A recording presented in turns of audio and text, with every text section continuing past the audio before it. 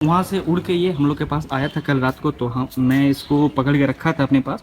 तो अभी जिसका है वो उनको हम लोग जाके दे देते हैं, क्योंकि भाई इसको अकेले रखना भी मतलब सही नहीं होता है, क्योंकि भाई ये जोड़ी में रहता है। देखो कैसा काट रहा है, देखो देखो काट रहा है, देखो कैसा, देख रहे हो ना।